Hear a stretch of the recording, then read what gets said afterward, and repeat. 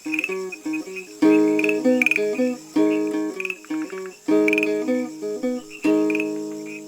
Taïwan International, les joies de l'éco-construction. Bonjour à toutes et à tous, ici Sasa au micro de RTI. Bienvenue dans ce nouvel épisode des joies de l'éco-construction. La semaine dernière, je vous ai dit que l'émission de cette semaine sera un peu particulière. Et oui, parce qu'il s'agit de l'anniversaire de cette émission qui souffle sa première bougie. Ça fait déjà 1 an et j'ai du mal à réaliser tellement le temps passe vite. 1 an, ça veut dire qu'une 50aine d'épisodes ont déjà été diffusés, mais il y a encore beaucoup de reportages à faire. J'ai repéré de nombreuses initiatives à documenter et de nombreuses personnes intéressantes à interviewer ces prochains mois. Donc cette émission va se poursuivre. Mais pour cet anniversaire, j'ai une bonne nouvelle à vous annoncer. Bien sûr, c'est très bien de faire connaître aux francophones ce qui se passe à Taïwan dans le domaine de l'éco-construction. Mais quand j'allais en reportage ou que je faisais des interviews, mes interlocuteurs taïwanais me demandaient toujours, et c'est bien compréhensible, s'il y aurait aussi une version des reportages en chinois. C'est donc comme ça qu'est née l'idée de réaliser un site internet qui permette de partager ces reportages en chinois. Mais outre le fait que c'est un travail bénévole, c'est surtout une tâche difficile pour une Française, car même si je parle assez bien chinois pour traduire les interviews du chinois en français, le chinois n'est pas ma langue maternelle, et c'est donc beaucoup plus difficile de traduire dans l'autre sens. Pour donner accès à mes reportages au public taïwanais, j'ai donc trouvé une solution, enfin plutôt 2 solutions. D'une part, créer un podcast en chinois, dans lequel on entendrait surtout les interviews des interlocuteurs taïwanais, et d'autre part, créer un site internet en chinois pour donner accès à ce podcast, mais aussi aux photos et ajouter des liens pour creuser les sujets. Voilà, je vous annonce donc à l'occasion de cet anniversaire la création du podcast Les joies de l'éco-construction en chinois, 自然建筑之乐, et le lancement du site internet que vous pouvez trouver à l'adresse enjoy-nature-house.com. Vous pourrez aussi suivre l'actualité de ce site sur une page Facebook qui s'appelle 自然建筑之乐, les joies de l'éco-construction. Cette page sera principalement en chinois pour le public taïwanais, puisque vous-même, francophone, vous pouvez suivre cette émission sur les ondes et le site de RTI. Pour le moment, il n'y a pas encore beaucoup de contenu en chinois sur le site internet. Ça va se remplir petit à petit. Je vais ajouter un article sur Taïwan accompagné d'un podcast en chinois toutes les semaines. Je voudrais aussi remercier chaleureusement Sheng Bang. Vous vous souvenez peut-être de lui, il avait construit un dôme en terre et en bambou dans la campagne près de Tainan. Eh bien, c'est lui qui a accepté de m'aider à relire et à corriger les textes en chinois. Par ailleurs, je me suis dit que ce serait bien de faire connaître les initiatives dans le domaine de l'éco-construction qui se déroulent à Taïwan, au-delà des sinophones et des francophones, en ajoutant une version en anglais sur le site. Ce sera fait, même si les pages en anglais seront très basiques par manque de temps.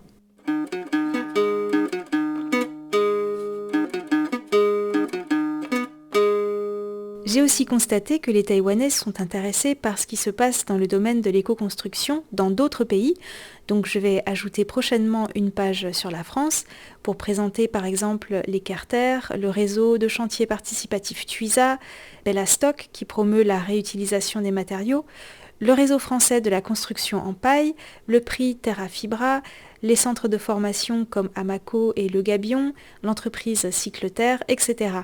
Bref, au rythme d'un article par semaine, j'ai de quoi tenir plusieurs années tellement il se passe de choses en France.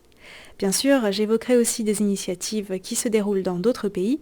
Tout cela petit à petit, man lai, comme on dit en chinois, car le plus important, c'est de les présenter en chinois pour le public taïwanais. Et vous l'imaginez bien, la traduction et la relecture, ça prend du temps.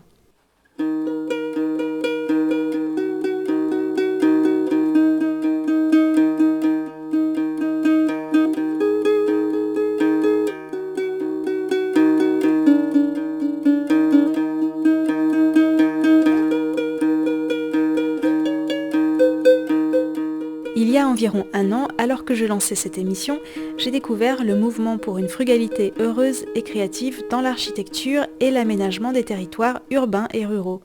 Tout est parti d'un manifeste rédigé en 2018 par l'architecte urbaniste Philippe Madec, la professeure et critique d'architecture Dominique Gauzin-Muller et l'ingénieur Alain Bornarel. Ce manifeste pour une frugalité heureuse et créative appelle à une mobilisation pour enseigner, diffuser et mettre en œuvre l'éco-responsabilité au sein des édifices et des territoires. L'objectif est de fédérer des maîtres d'ouvrage, des architectes, des ingénieurs, des artisans, des entreprises d'éco-matériaux, des usagers et des habitants autour de réflexions et d'actions concrètes en faveur de la transition environnementale qui devient vraiment urgente dans le domaine de la construction et de l'urbanisme. Aujourd'hui, ce manifeste a largement débordé les frontières françaises et a été signé par environ 13 000 personnes à travers le monde, notamment par des professionnels du monde de l'architecture, de la construction et de l'urbanisme. Des groupes locaux de la frugalité heureuse et créative se sont créés un peu partout en France, mais aussi à l'étranger. J'ai créé un groupe de la frugalité à Taïwan et la première étape a été de sensibiliser à ce mouvement. Le site internet que je viens de lancer en chinois est une petite contribution dans le sillage de ce mouvement. J'espère qu'il deviendra aussi progressivement une plateforme d'échange d'informations pour les Taïwanais dans le domaine de l'éco-construction et que cela débouchera à terme sur des échanges d'expériences plus concrets entre Taïwan et d'autres pays dans ce secteur. Bien sûr, un autre objectif de ce site internet est de donner envie de ne pas rester derrière son écran, mais justement d'aller sur le terrain, mettre les mains et les pieds dans la terre et de pratiquer l'éco-construction, qu'on soit à Taïwan ou ailleurs.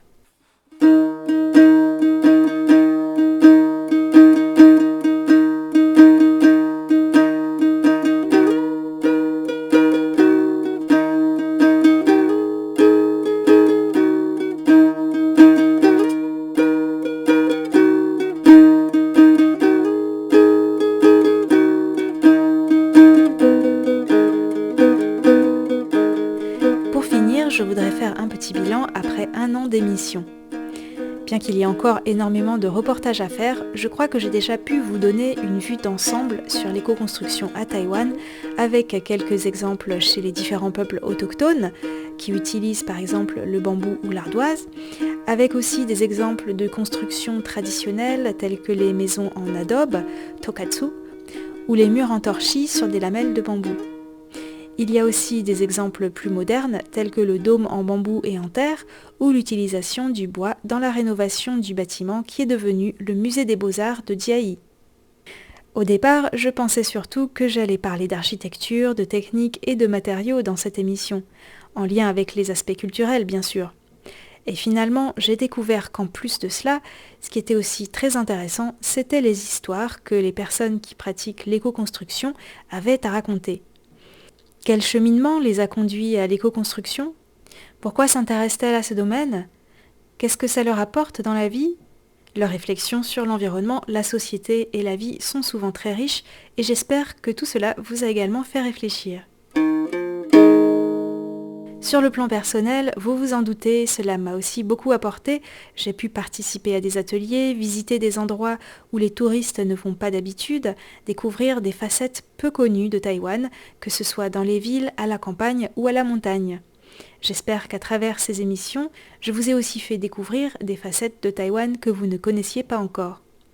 Par ailleurs, en tant que journaliste, je trouve que c'est aussi important de documenter des initiatives positives. L'actualité ne se résume pas à des mauvaises nouvelles. Il se passe plein de belles choses, mais souvent à petite échelle et on n'est pas au courant. Les joies de l'éco-construction permettent donc aussi d'informer sur des initiatives locales ou parfois personnelles qui font des vagues petit à petit. Ce sont des personnes qui ont décidé individuellement ou collectivement de changer leur monde par l'éco-construction et de ce fait, elles contribuent à leur manière à changer le monde, à le rendre plus beau, plus durable et plus juste. En donnant la parole et de la visibilité à ces personnes, j'espère que ça pourra en inspirer d'autres, car la joie est contagieuse.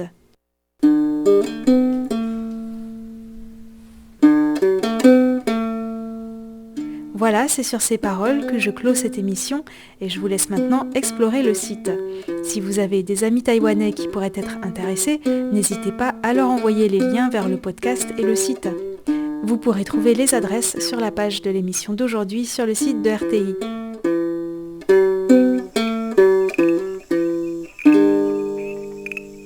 Rendez-vous mardi prochain pour une nouvelle aventure. On parlera d'éco-construction en lien avec la permaculture. Là encore, je vous emmènerai dans un lieu insolite et magnifique. À mardi prochain! Radio